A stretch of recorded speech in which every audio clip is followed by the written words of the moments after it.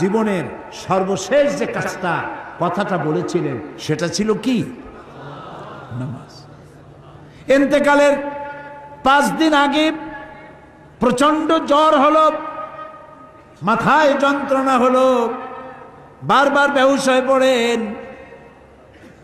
যে রাত্রে ইন্তেকাল করবেন সেই রাত্রে সাহাবায়ে কেরাম কেউ ঘরে ফেরে নাই, সবাই কাঁদতেছে। সকলের ধারণা নবীজি খুব তাড়াতাড়ি বিদায় হয়ে যাবেন। ঘরের মধ্যে স্ত্রীরা কাঁদেন, জামাই কাঁদে, নাতি নাতনি কাঁদেন। সব থেকে বেশি কাঁদছেন হযরতে মা ফাতিমা রাদিয়াল্লাহু তাআলা আনহা। রাসূলুল্লাহর হুশ এলো, হযরত ফাতেমার কান্না দেখে কাছে ইশারা করে ডাকলেন, কানে কানে কি যেন বললেন।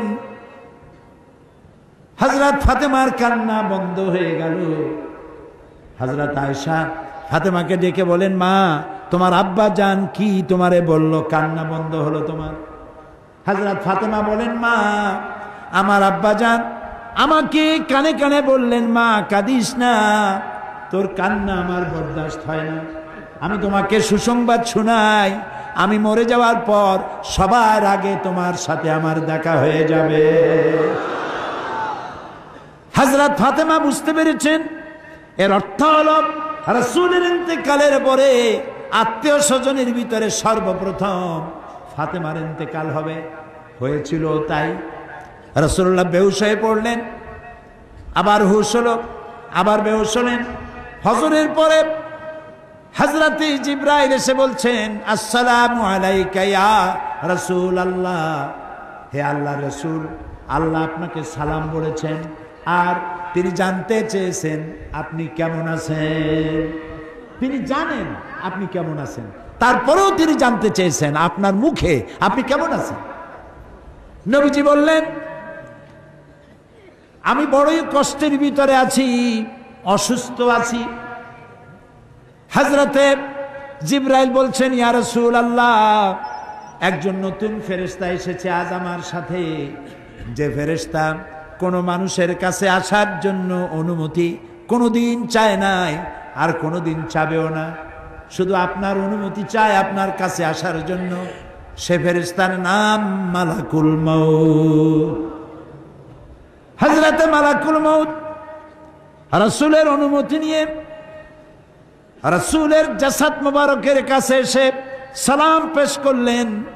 বললেন, ইয়া রাসূলুল্লাহ, আদম আলাইহিস সালাম থেকে নিয়ে শুরু করে এই পর্যন্ত আমি যত মানুষের জান কবজ করেছি আর কিয়ামত পর্যন্ত যত মানুষের জান কবজ করব, কারো কাছে অনুমতি চাই নাই, অনুমতি চাওয়াও আমার লাগবে না।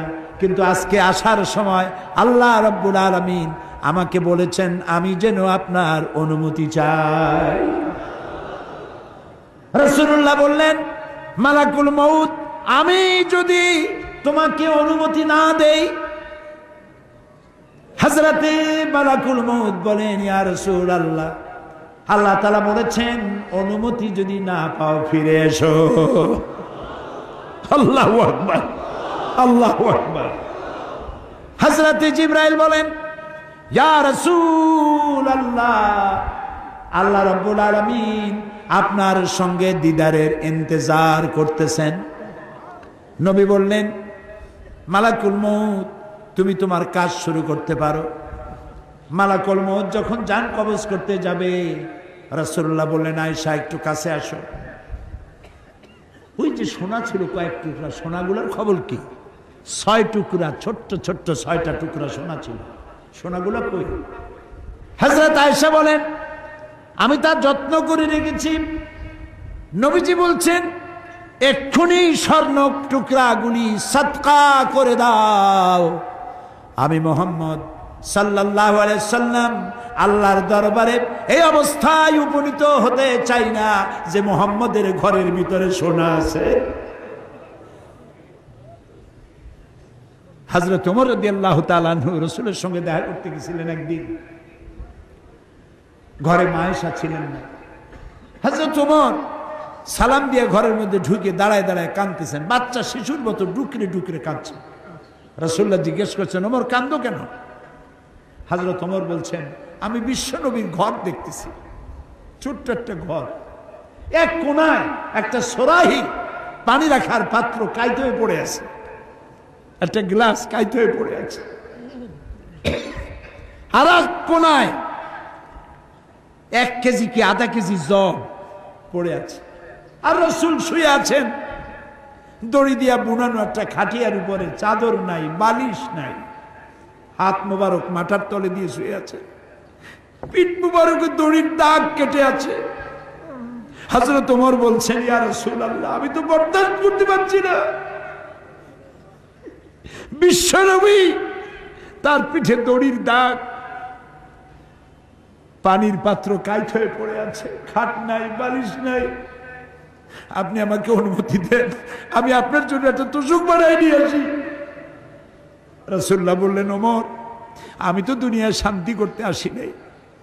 আমি যদি ওহদ পাহাড়কে বলি, ওহদ আমার জন্য সোনায় পরিণত হয়ে যা, ওহদ পাহাড়টাই সোনা হয়ে যাবে। শান্তি করতে আসি নাই। নবীজি বললেন, আয়েশারে সোনাগুলি বিতরণ করে দাও, সাদকা করে দাও। মালাকুল মউতকে বললেন, তুমি তোমার কাম সারো। জান কবর শুরু হয়ে গেল। নবীজি জীবনের শেষ কথা মুখ থেকে উচ্চারিত হলো, আসসালাত আসসালাত ওয়া মা মালাকাত আইমানুকুম, ও আমার উম্মতেরা, নামাজ নামাজ। ইন্তেকালের সময় মেয়ের কথা বললেন না, নাতির কথা বললেন না, জামাইয়ের কথা বললেন না, উম্মতকে স্মরণ করালেন, ও আমার উম্মতেরা, নামাজ ছেড়ে দিও না, আর তোমার অধীনস্থ ব্যক্তিদেরকে জ্বালা যন্ত্রণা দিও না, চাকর বাকরের জ্বালা যন্ত্রণা দিও না, গরিব মানুষের দিকে লক্ষ্য রেখো। আর আমি চিরজনমের মতো তোমাদের থেকে বিদায় নিয়ে গেলাম, নামাজ ছেড়ে দিও না। কিয়ামতের দিন ওই রাসূল যদি আমাদেরকে উম্মত বলে পরিচয় না দেন, জান্নাতে যাওয়ার উপায় নাই।